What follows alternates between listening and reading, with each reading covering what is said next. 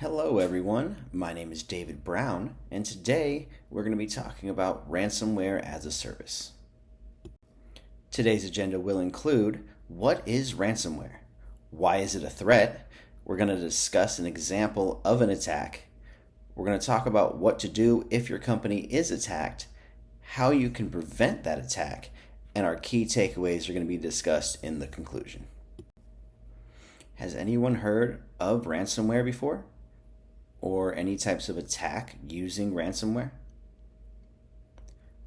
Ransomware is malware that someone is able to get onto your network.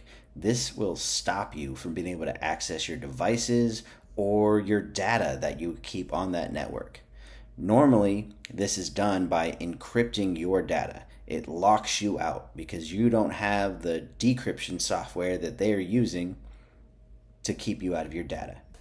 And then after that ransomware gets installed, it's working on your network, stopping you from accessing anything. The criminals are going to ask for money, and they want that money in exchange for giving you back your network. So if this happened to you and your company, how do you react? Do you immediately pay them off to get your network back? Or do you think that you or your IT guys have the skills that it takes to get that network back without having to pay them? We will talk more about that in a little bit, but for now, let's talk about why ransomware as a service is a threat. Do you think that it's a threat to you? It's becoming more and more available on the dark web. People with no technical skills to speak of are able to launch very technical and very sophisticated attacks on all types of organizations, whether they're a large company or a small business. Criminals develop these softwares, even offer tech support. Just like if you or I were using a legal service and we needed to reach out to customer support, these criminals are able to reach out and get advice on how to use this software even better, or if something's not working the way that they want to, what they can do to adjust it to make the attack more effective. Do you see how more advanced these criminals are getting? A great example of this kind of attack is the Colonial Pipeline attack in May of 2021. Does anyone remember that attack? Does anyone know how that attack was accomplished? Does anyone know who was behind the attack? A Russian cyber gang known as DarkSide was able to take a compromised VPN password and gain access to Colonial's network. They did this through an SQI injection, just like we were doing in class. From there, they were able to shut down the pipeline and block Colonial out from turning that back on. The Colonial Pipeline provides fuel to many states across the country, and the country was in such dire need without access to this pipeline that the president had to declare a state of national emergency. Does anyone think that this attack was a big deal?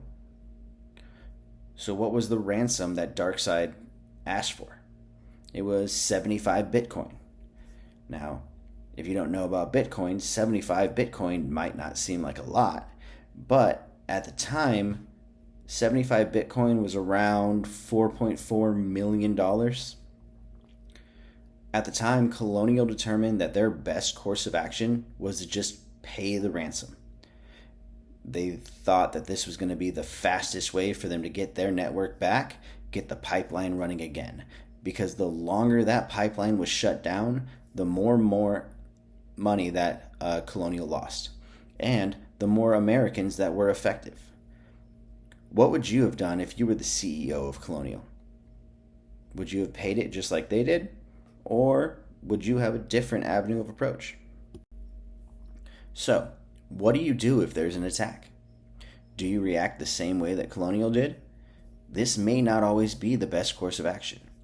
If other attackers see that you paid somebody a ransom, they might try to attack you on their own to get their own payday. Or the original attackers could leave a backdoor into your system. So even though they left, they gave you back your network because they got their money, they left that back door open so that way they could get access again, and after that, ask for even more money. Do you think that paying a ransom shows weakness? Detection is one of the most important factors in an attack. What type of intrusion detection system are you using now? The sooner you're able to detect an attack, the better your chances are of preventing damage. If the first time you realize that there's an attack is when the attackers tell you that there's an attack, it's already too late. Once you've detected the attack, you need to isolate all of the affected systems. This can help prevent the attackers from gaining access to new systems and create even more damage. If you can't remove a device from the network, then you just need to shut it down completely. Finally, you need to report the attack and notify the people who are affected. If your customer's data was compromised in an attack, you have an obligation to notify them. If your data was leaked, how would you want your companies to react? Would you want them to be upfront, honest, and let you know immediately that your data was stolen? Or would you want them to lie and pretend that it never happened? So, how do we prevent an attack? Backups are key. How often are you creating backups for your network right now? Are you making them at all? If an attacker does get into your network and compromise a device, one of the best ways to get control of that device back is to just completely wipe it. This is going to remove any malicious code that was put on it, and if you have a current backup from before the attacker got in, you're able to completely restore that device back to its full functionality, and you're able to do that relatively easily. Security awareness training is another key to success. Most attacks are possible because of a mistake done by one of your employees. They could have clicked the link in the email, or they did something else that let the attackers in, even if they didn't mean to. Awareness training is what is going to help educate your employees so that way they are much less likely to make these types of mistakes. Keep your network more secure. What do you use to manage your devices right now?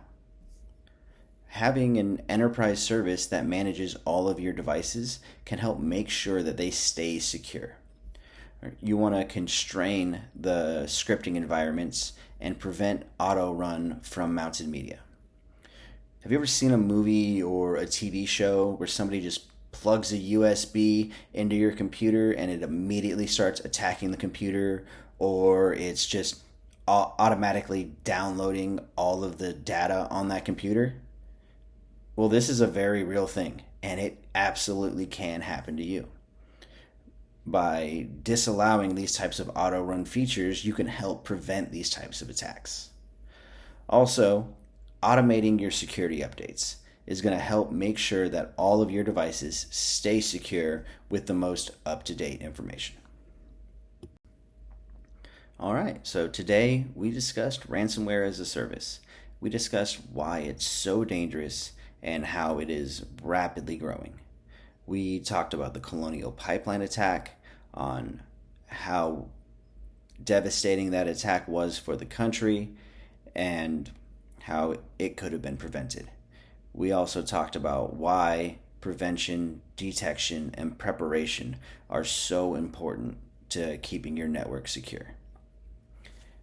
Thank you for your time. This concludes my presentation.